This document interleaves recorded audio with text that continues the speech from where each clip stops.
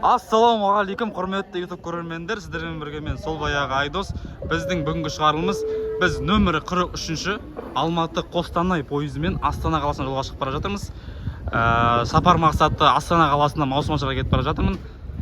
Жалпы жол бойы әдеттегі форматта барлық станцияны түсіріп шығатын боламын. Кеттік, жалғастырамыз. Достар, видео басталмай тұрып, бірінші каналға тіркеліп, одан кейін лайк басуды ұмытпаймыз. Міндетті түрде пікір қалдырамыз. Біз жалғастырамыз, кеттік. Иә, достар, тіркеліп, лайк басып, пікір жазуды ұмытпаймыз. Менің вагон ана басында қазір. Просто за кадр Алматы бірдің алдына келіп алдым. Менің 3-ші вагон, пласкат, кеттік. Қостанай пойызына мен бірінші рет мініп тұрмын. Бұған дейін мүлдем мінбегем, сапар шекпегем. Так что қазір жолға жүргеннен кейін вагон үшін обзор бәрін істейтін болам. Қазір вагоны бар, орналасып алайын. Мен вообще әлі орналасқан жоқпын. Сразу за кадр кетіп қалдым. Ал, құрметті достар, жақындар, бауырлар, біз бісміллә деп вагонымызға жайғасып алдық. Мінекей мынау менің пойызым. Түркісіб Астана жекеменшік компаниясына тиесілі. Қазақстан темір жолына қарамайды. Мінекей вагоны. Вагон өте жаңа екен, өте андай качественный дейма, сондай. Қазір ішін барын аспай көрсететін болам. Қазір бір 20 минуттан кейін отправление бізде. Мен жайғасып қойдым, қазір ішіне кіріп көрсететін болам. Пласкарт, бәрі жақсы, әдемі. Мынау Өскемен Алматы пойызы. Кеттік, ішіне жалғастырамыз. Достар, вагонға кірдік. 4-ші вагон, пласкарт, кеттік. Пласкарт вагон. Менің орным алыс емес, бұлай. Менің орным, заттарым, әлі реттеймін.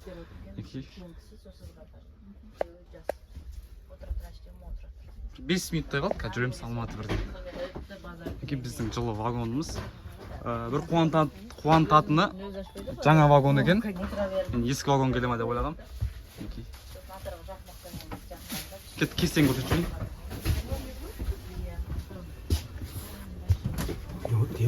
Кесте. Стопқа қойып көріп алыңыздар. Біз жүргеншін жалғастырамыз. Ал, достар, біз бісміллә деп жүріп жатырмыз. Бұйырса, ертең Астана қаласында боламыз. Мінекей, мынаяқта вокзал. Мінекей. Достар, қазір мұнда осында қазір экранға расписание шығады, түсінікті, короткий, четко. Соны қарап көріп алыңыздар, қай станциядан кейін екен. Өйткені мен айтайын, соңғы рет шудан ана солтүстікке қарай 2022-де шыққан көп станцияның аттарын білмеймін. Өздеріңіз бай-бай. Мен де бай-бай қарап көрем. Бізде қазір келесі станция Алматы облысы, Қарасай ауданы, Чамалған станциясы. Тұру уақыты 12 минут екен. Неге? Түсінбедім, неге 12 минут Чамалған деген кішкентай станция.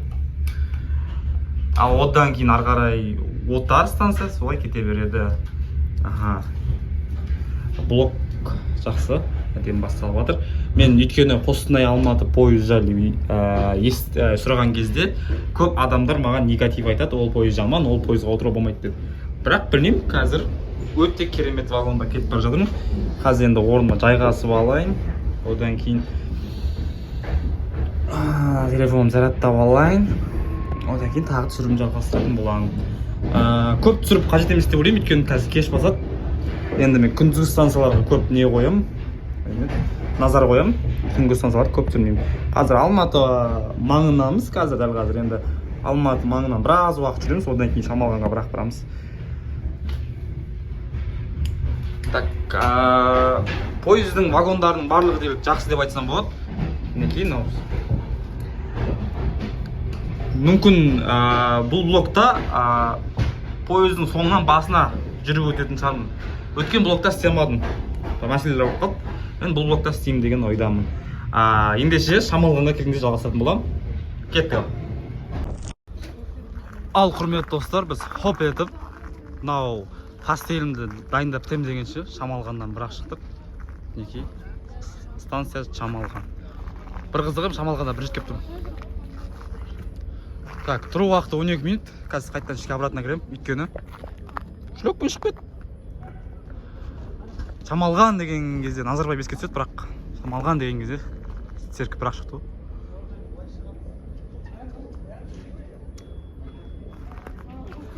Келесі станция бізде Отар станциясы. Отарды жалғастыратын боламын. Кеттік ал. Ал құрметті оқырмандар, көрермендер, біз Шамалғаннан жүріп жатырмыз. Әне.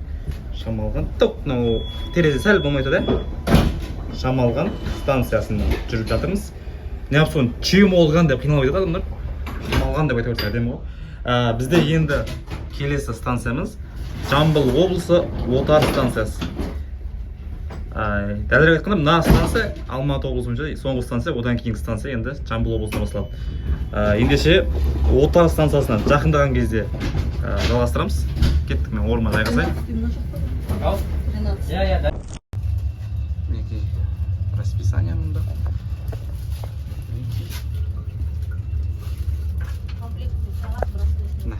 Басқа. Ал мынау менің орным. Бәрін жақсылап дайындап қойдым. Көріңіз. Мінекей.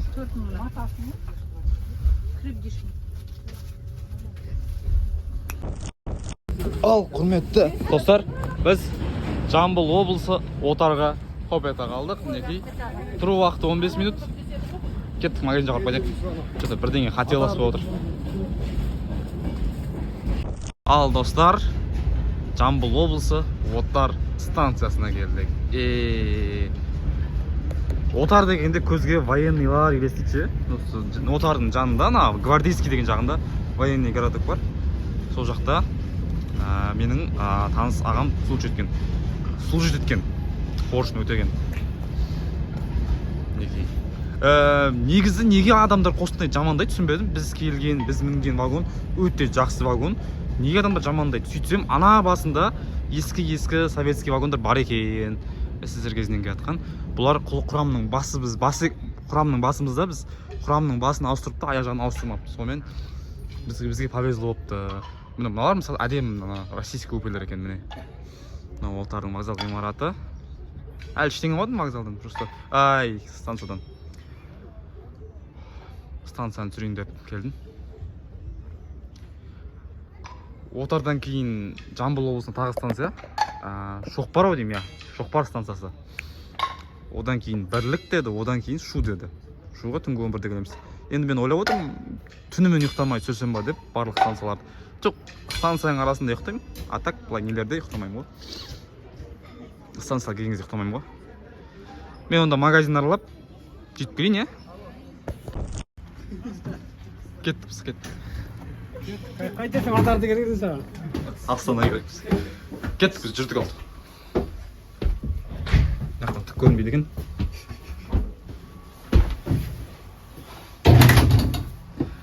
Ал достар, біз қазір Отар станциясына жүрейін деп отырмыз. Бізде келесі қандай станция?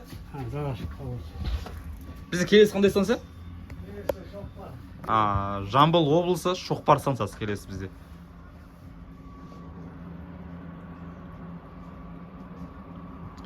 Сәлден соң жүреміз.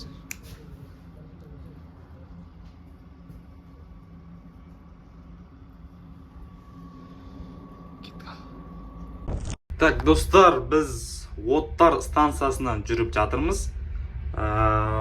Отардан кейін жаңа мен Шоқпар деп айттым, қателесіп айтып қойыппын. Шоқпар емес, Бел деген станция бар екен. Ол жерде айтайын 5 минут тұрады екен. Нақты қаншада келеді ұмытып қалдым. Бірақ где-то 1 сағаттан кейін Бел деген станцияға келеді екен. Жодан қойын. Мынау четкі тұр ма? Сәтбаев университет берген де ғой.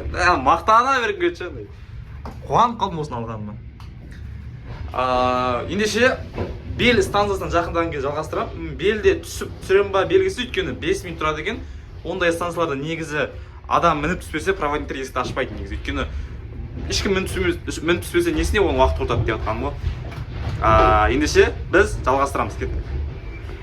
Ал құрметті достар, біз Жамбыл облысы Бел станциясында тұрмыз. Ешкім мініп түспейді, сол себепті есікті ашқан жоқпыз. Тұру уақыты 5 минут. Келесі станциямыз Жамбыл облысы Шоқпар станциясы. Енді Шоқпарға келатырмыз. Бағана қатет жеріптім да, Шоқпарға келеміз деп. Жоқ, ортада Бел деген кішігірім станция бар. Мұнда иттер жүр. Жодан кірамай қалдыңдар ма иттер? Кстати, иттерге тамақ қойып жатыр. Неден, терезеден есіктен проводниктер қап кеткен тамақтарды жесін деп, оғыл болмасын деп. Жаңа ит жеп алды. Өзінің долясын енді іздеп отыр тағы да былай. Так, енді где-то 1 сағаттан кейін Шоқпар станциясында боламыз. Ендеше жалғастырамыз, кеттік. Ал, құрметті достар, біз Жамбыл облысы Шоқпар станциясына келдік. Мінекей. Мұнда бұл сәл былай қисығынан кеткен ба, андай былай тұрмыз да, андай. Сіз емес, былай қисайып тұрмыз. Жамбыл облысы Шоқпар станциясы. Тұру уақыты 15 минут деді, қателеспесем, я. Негізі бұл жерге тоқтамайды енді, пойыздар көп уақыт. Мынау енді бір ерекше екен, көп тоқтайтын пойыз екен. Вокзал ғимараты қайықта, мен білмеймін вокзал ғимаратын. Тәуекел етіп баруға нетіп тұрмын ше. Жаңа проводник айтып отыр. Шуда шығарам, көп тұрмаңдар деп отыр.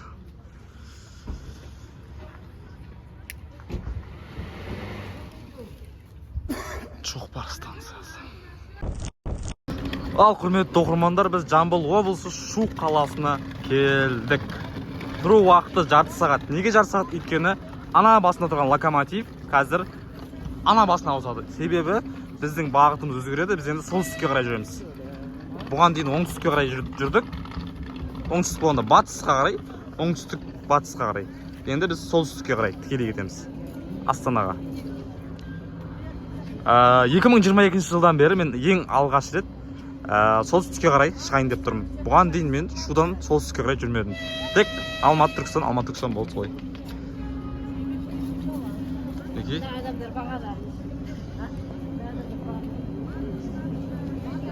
Құрметті көрермендер, жағдай осылай. Мынау бізді Алматыдан шыққан локомотив, анау локомотив. Енді ол локомотив бригадасы, жалпы локомотивтің өзі толық ауысады. Енді солтүстік бағытқа қарай, жалпы мынау Сарышаған, Мойынты, Ағадырға қарай енді басқа локомотив, басқа бригада апарады. Неге? Өйткені анау Алматинский бригада, анау басқа бригада болып ауысты. Сондай көрінше мен түсінгенім. Жалпы мынау темір жолда істейтін таныстарым өте көп. Солардан естіп білуім бойынша айтып отырмын. Енді біздегі локомотив басы ана жақта болады. Құрамның басы. Біз енді құрамның соңғы жағы болып кетеміз. Өкінішті.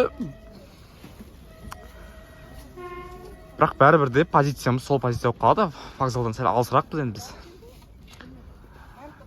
Шуда сол себепті жарты сағат тұрады.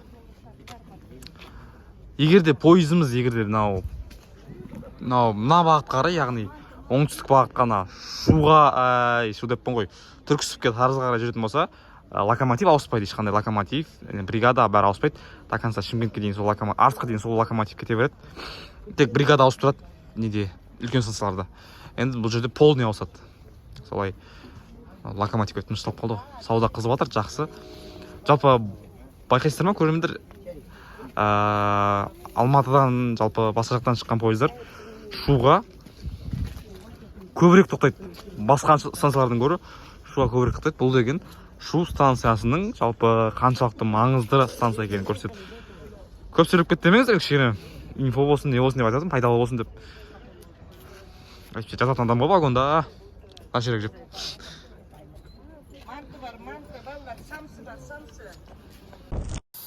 Ал құрметті көрермендер, дәл қазір Шуда жарты сағат тұрамыз ғой. Енді келесі станцияларға өте аз тұрады екенбіз. Одан кейін Сарышаған деген станцияға 15 минут тұрамыз. Одан кейін Мойынты емес, Ағадыр деген станцияға 15 минут тұрады екенбіз. Қалған ортадағы станцияларға өте аз уақыт тұрады екенбіз. Сол себепті ол станцияларды түсірмеймін деп анық айтайын, иә, түсірмеймін өкінішке орай. Ағадырден бастап жақсы түсірімдер болады. Как раз Ағадырдың несінде. Айта беріңіз. Қайсыңдар? Жақсы. Айдостың подписчиктері. Бұл TikTokқа кете ма? YouTube. TikTokқа да сақой, мені адрес ет. Вот. Қайсыңдар? Сәлем жолдады. Сәлем. Біз Шудамыз, Астанаға кетіп баратырмыз. Өте жақсы, погода. Тапшкемен жүрміз, аяқкемен. Сол, Астанаға кетіп баратыр. Айдостың каналымен бірге болыңдар. Иә. Біздің Сәтбаев университетінің мақтанышы, жалпы Сәтбаев университетінің ең күлкілі жайдарман ойыншысы Жігер. Локомотив келді. сол айтайын дегенім сіздерге түсіндіріп қойып жатырмын. Жалпы түндегі станциялармен әдетте өте сирек түсіремін. Тек осындай ұзақ тұратын станциялар болмаса, былайша көп түсірмеймін. Сол себепті алда енді Сарышаған станциясы болады, одан кейін Ағадыр станциясы. Жалпы алдағы 2 станцияны түсіремін. Одан кейінгі станциялар уақытына қарай, егер 1-2 минут тұрса түсірмеймін. Ал егер 10 минуттан көп болса, жақсылап түсіретін боламын. Енді Ағадырдан кейін Жарық деген станция бар екен. 15 минут тұрады, оны міндетті түрде түсіремін. Жарықтан кейін Қарағанды. Қарағанды енді ең ұзақ тұратын станция екен. Қарағандыны көбірек түсіруге тырысатын боламын. Ендеше вагонға жайғасайық, не дұрыс? Керек заттарымызды алдық. Қазір бір 2-3 минуттан кейін шудан жүреміз.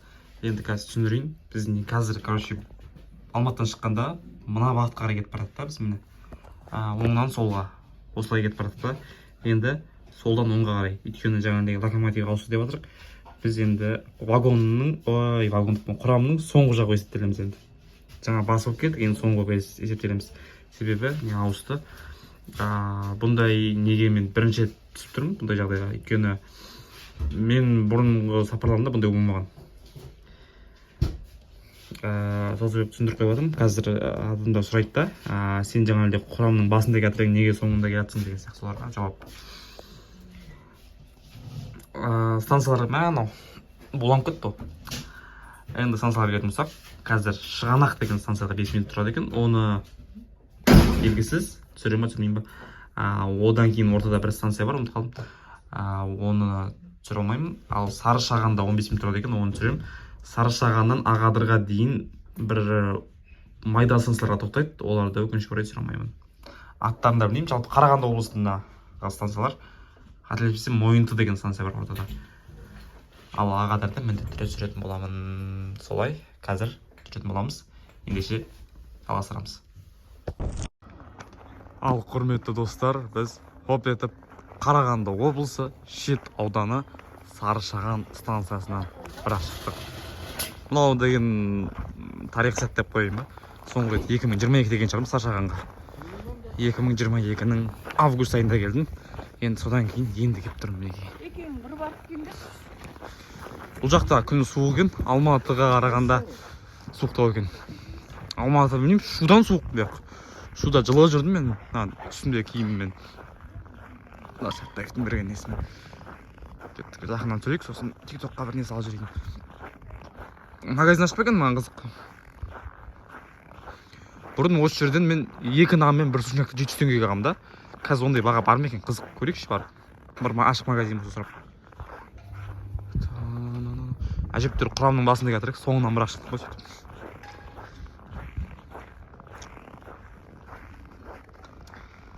Қарағанды облысына кім бар? Қарағанды облысына қолдау білдіре кетсеңіздер, жалпы менде көрермендер арасында Қарағанды облысы негізі азырақ қазір.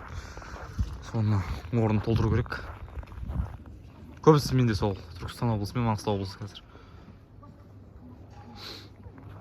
Походу магазин жоқ соқтын яқты, дей бар ма? Қазір іздеп келейік,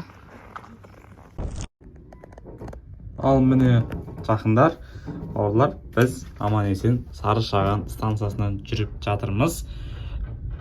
Вокзалдың үлкен болғанмен бірақ магазин ашып тұр екен. Барып үлгеріп аларымызды алып қалдық. Енді алда 4 станцияны енді мен өткізейін деп жатырмын. Себеп ол станцияларға тоқтау уақыты бір ғана минут, өкінішке орай. Бір ғана минут тұрады ол станцияларға, болып артырмайды. Ол станцияларға бір уақыт құртқанша бірден Ағадыр станциясы, яғни Қарағанды облысы Шет ауданы, осы бір аудан Ағадырды жалғастырсам қалай? Болады я?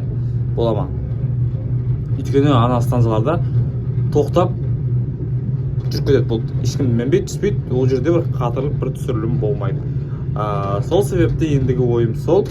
Енді Ағадырға біз таңғы 07:47-де келеміз.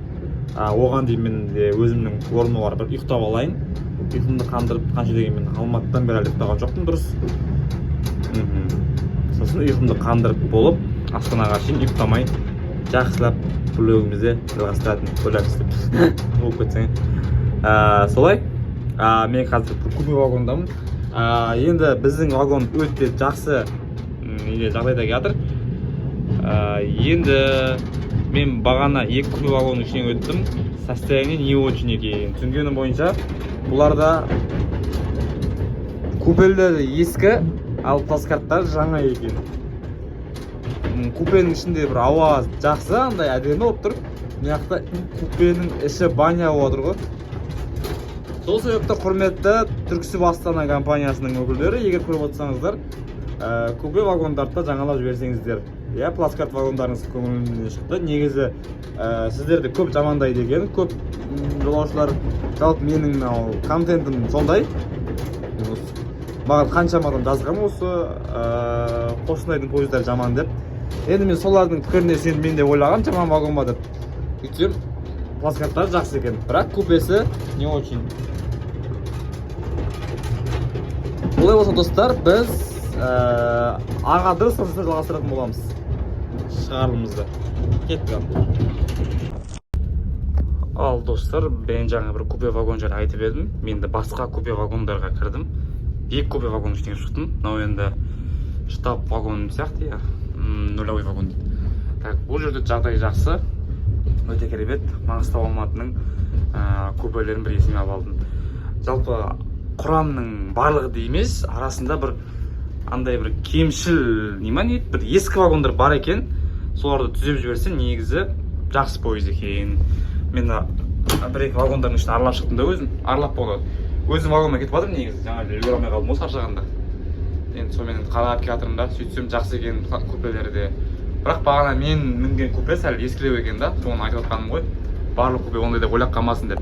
Кеттік. Ал мінекей біз хоп етіп Қарағанды облысы Шет ауданы Ағадыр станциясына келдік. Мынау енді Шет жағы, былай қарай кеттік. Мұнда қазір центральный не дейді, қалай дейді? Сол жағын көрсетейін. Сосын магазин алып қайтайын.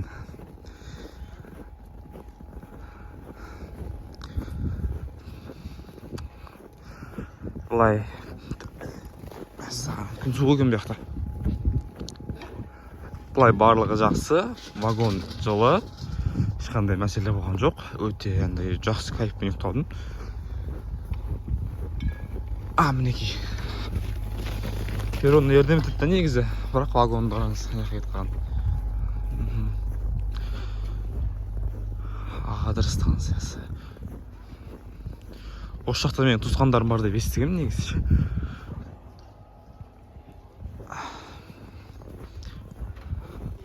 Анда магазин бар ма? Бар екен. Мінекей құрамның ана басынан нәрге дейін жүріп келдім. Мынау Ағадырдың вокзалы. Ойбек. Мінекей өте әдемі. Жалпы мынау Қарағанды облысы негізі арғындардың мекені. Сонымен қатар бұл жақта арғыннан бөлек рулар көп.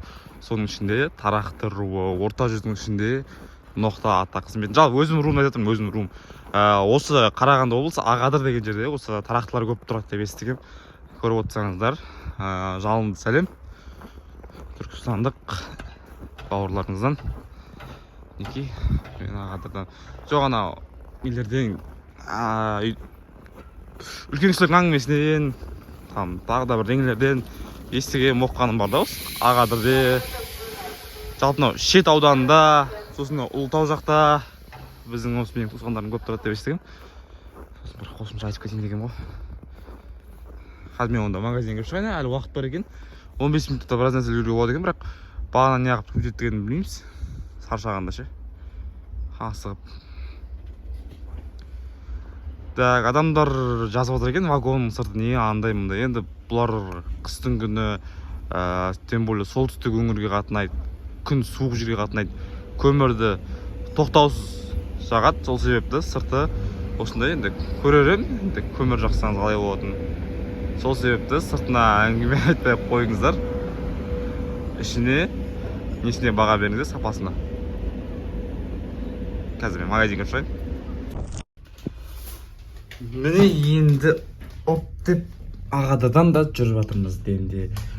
Короче, мына терезе андай камерадан емес достар, терезеден андай не етіп көріп жүрмін. Мінекей мына терезе андай қыстың несіне ғой.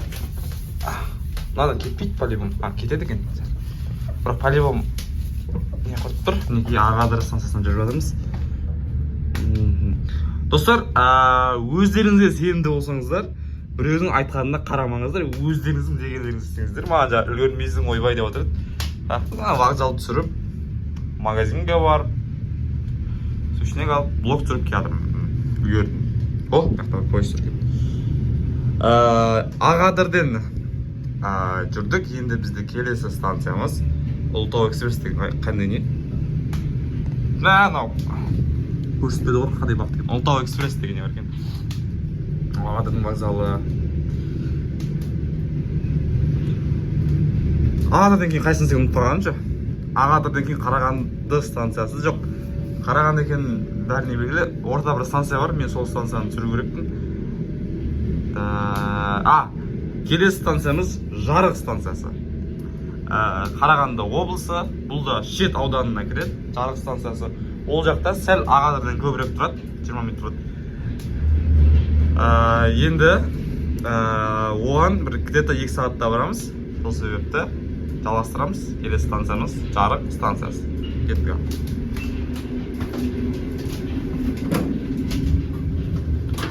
Орнымызға барып шай ішейік. Ал құрметті достар, біз Қарағанды облысы Жарық станциясына келдік. Жарық станциясында тұру уақыты қанша? 20 минут деп айтты, я. 20 минут тұрамыз. Енді бұл станция несімен маңызырақ? Бұл станция арқылы Ұлытау облысына темір жол байланысады. Яғни Қарағанды облысы мен Ұлытау облысын байланысып тұрған станция екен. Былай қарай Қарағанды, былай қарай Шу. Сосын мына жерден бір бөлінетін жер бар, сол жерден ары қарай Ұлытау облысы басталады. Сол себепті бұл станцияның өзіндік маңыздылығы бар. Ана жағында мешіт бар екен, анда 90 жыл деп жазылып тұр екен. Анау вокзал ғимараты, кеттік, вокзал ғимаратын жүрейік. Хоп деп вокзал ғимаратына келдік. Мұнда бір не бар екен, тақтайша бар екен. Мен енді тарих жақсы көремін. Жақыннан түсіріп бір оқып қайтайын. Чтоб сіздерге де көрінсін деп жатқаным ғой. Так, постановление КАСИК в 1936 году, разъезд номер 11, назван станция Сәкен Сейфуллин, ныне станция Жарық. 1937 жылы КАСИК шешім бойынша нөмір 11 разъезд Жарық станциясы Сәкен Сейфуллиннің атауы берілді. Сәкен Сейфуллин. Сәкен Сейфуллин атамыздың кіндік қаны тамған жер екен Жарық станциясы. Өте керемет. Мұнда тағы да бір. Бұл өлкеде пойыздар шығыстан батысқа қарай, батыстан шығысқа қарай жүйткіп жатады дейді. Айтматов дейді. Так, Қазақстан құрметті теміржолшысы дейді. Жеңістегі Ғалия Сарыққызы дейді. Жарық станциясы теміржол саласында 1985-22 жылдар қызмет атқарған. Саналы ғұмырының 32 жылын осы салаға арнаған білікті маман, білімді басы тәлімгер дейді. Есімі ел есінде дейді. Осы Жарық станциясына еңбегі сіңген ханымыз отыр, абайымыз. Өте керемет. Жалпы бұл жақтың халқы шынымен андай өзінің тұлғаларын бағалайтын көрініп тұр. Жоқ, сол заманда Сәкен Сейфуллиннің аты алып, неге енді қазір Жарық болып тұр? Неге Сәкен Сейфуллиннің атын қайтармасқа? Керемет емес пе Сейфуллиннің аты тұрса? Мына станцияда тем более өзінің туып өскен жер екен. Осындай керемет ғимараты бар. Кеттік, вагонға қарай барайық. Үлгермей қалуымыз мүмкін. Ал достар, қазір сәлден соң Жарықтан жүреміз. Одан кейін бізде келесі станция Қарабас. Қарабасты түсіремін деп сіздерге андай не беріп қоймай қойын. Уәде бермей қойын. Келесі станция Қарағанды. Қарағандыдан бастап түсірілім жалғастырамыз. Кеттік, мен вагонға жайғасам. Ал құрметті достар, купе вагонға былай кейтен обзор дейміз ба? Солай. Ой, сілкініп атыр жоқ. Купе вагон. жалпы Қазақстандағы барлық купелер сияқты бұларда да сондай өзінің несі бар, лайфы бар. Так, бұл жерде мен есептеуім бойынша 9 купе бар екен. Ана пойыз сілкініп жатыр жерін. Стабилизаторын қалай қосуым ғой? Пойыздың емес камераны. Қазір. Что-то ең дұрыс болған сияқты. Купе вагон. Біз қазір құрамның ортасына келдік. Негізі құрамда кей купелер жаңа, кей купелер ескі екен. Мен әлі андай СССР кезінен жатқан плацкарттарды кездестірмедім. Бірақ купелері бар екен ескі. Купенің кәдімгі біз біліп жүретін купелердің артықшылығы сол купе. Бірақ мұның ледтері жақсы жұмыс істеген. Туалет свободен деп мына бетте де бар, ана бетте де бар. Сосын барлық ненің ішінде розеткалары бар. Бірақ бір таң қалғаным, неге дәлізде розетка жоқ? Сол қызық болып тұр. Сосын мынандай отыратын болушы еді әдетте, ондайлар мүлдем жоқ. Мүмкін бір жаңа заман талабы ретінде оларды алып тастаған секілді. Сосын көріп тұрсыздар, желдету жүйесімен қамтылған. Мынаның бәрі негізі істейді. Бұны енді өзінің қосатын кезінде қосады. Сосын кілем жайып қойған, мінекей. Одан кейін өзіңіздің купеңізді, мен қазір купенің ішін көрсем, өзіңіздің купеңізді өзіңіз ғана кіріп шығасыз, басқа ешкім кіріп шығамайды. Бірақ егер де бір жағдай болып қалса, мына жердегі кілт арқылы жолсерік сіздің неңізге кіруге мүмкіндігі бар. Мұнда станциялар, біз қазір енді Қарабас деген станцияға жақындап қалдық. Қарабас түсірме белгісіз 6 минут тұрады. Ондай станцияларда негізі түсірілім жасау қауіптірек, өйткені қалып кетуің де мүмкін. Бірақ Қарағанды станциясы міндетті түрде болады. Қарағандының 2 станциясына түсіретін боламын. Сол купенің ешқандай несі жоқ. Ендеше кеттік, купенің несін түсірейік, туалетін. Сонымен басқа вагондарды көрейін. Ал міне достар, біз хоп етіп Қарағанды жолаушылар станциясына тап болдық.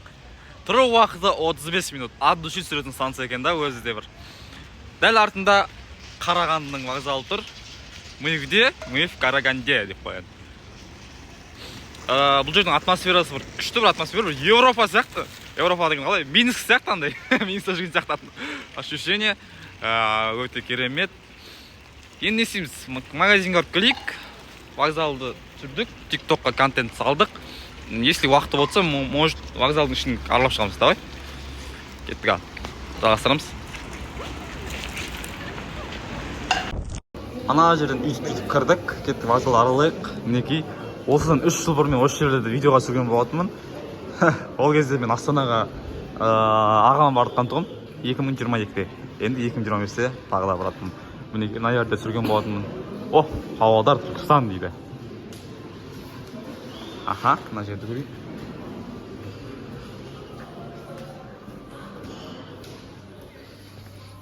Мына мен Қарағандыға шығып кетсе болады. Андай басқаша не болып отыр менде, бір деймін қалай. Бәрі орыс сөйлейді, андай. Түрлері де орысша түрлері көреді, сондай. Андай қалай? Как будто Россия, Беларусь сондай ощущение болды. Минсктан ощущение алдым да, сондай ощущение қайтадан сезіліп отыр маған. Енді Қарағанды более орысы көп қала ғой. Алматыдан кейін орысы көп қалалардың бірі. Жоқ, Алматыдан кейін Шымкент емес пе? Орысы көп. Или Қарағанды ма? Майди Қарағанды менің расчетым бойынша. Өйткені бұяқта Карлак болған, Гулаг болған, сосын көптеген предприятиялар осы Қарағандыда болған. Біраз нәрселер Қарағандыда болған. И Қарағандыға орыстар өте көп қоныс аударылған ғой, чем мынау негеден гөрі. Оңтүстік Шымкенттен гөрі. Алматы енді столица болсын. Көптеген орыстар Алматыға да көшіп келген. Қазір ең көп масса енді Алматыда, одан кейін Қарағандыда. Мінекей. Мен қазір нәрге бір неге қойып қоям, осы жерге ше, ссылка қойып қоям. 2022-дегі блогты Қарағандыны көріңіздер. И осымен бір қарап көріңіздер. Не өзгерген, не жаңарған Қарағандыда. Мінекей. Қарағанды. тоқтайды. Вагондардың саны рет Біз Қарағандымыз деп па. Пойыз әбден тоқтағанша вагондарға жақындамаңыздар, сақ болыңыздар. Қарағанды қаласының вокзал алдындағы айналма жолы мінекей 09-ның отанына келдік. Мына бәрі 09. Анау бас есіктен кіреміз, главный ход дейді ғой. Сөйтіп ары қарай вагонға қарай фиу өте қалайық. Магазинге соғады екен, мен магазинге бір алатындай бар екен негізі. Сушин әңгімесі қапты. Сосын вагонға кіріп, тыныш барайықшы Астанаға болды. Адаттай ештеңе керек емес. Тыныш барайықшы болды. Бір жерімді қысып тыныш барам болды. Қарағандыны сүйіш болды, ады сүйіш. Қанша уақыт болды? Келгім келіп жүреді. Осы жақты бір көргім келеді. Қарағанды машина жасау колледжі. Вайп вообще Алматыға ұқсамайды мен. Совсем другой.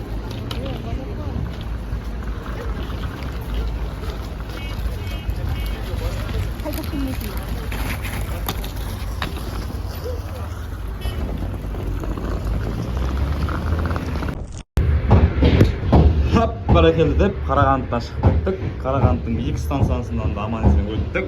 Өкінішке орай видеокадрлар дұрыс шықпады, сол себепті оларды көшіріп тастауға мәжбүрмін. Енді келесі станциямыз бізде Аршалы станциясы, одан кейін Астана станциясы. Жоқ, ортада Мырза, сосын Сырковка деген станциялар бар. Оларға 1 минут тоқтайды. Оларды түсірмейтін болам. Келесі Аршалы, одан кейін Астана қаласы. Ендеше алыстамаңыздар, біз жалғастырамыз. Қарағанды жаққа.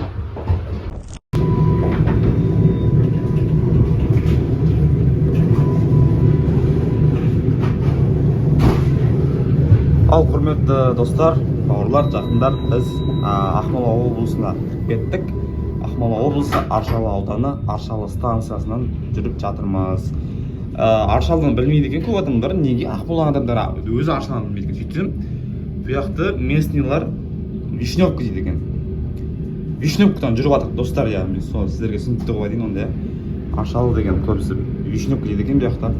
Негізі Вишневка деген жер бар. Бірақ станцияға Аршалы деген бір үстінде бір теңіз бар екен.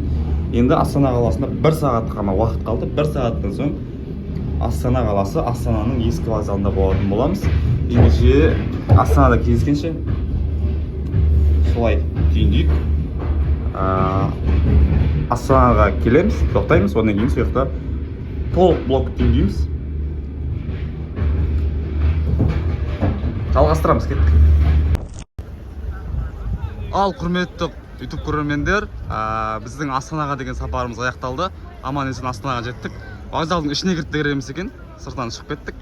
Мінекей Астана қаласына қош келдік. Осы жерден блогымызды аяқтайық.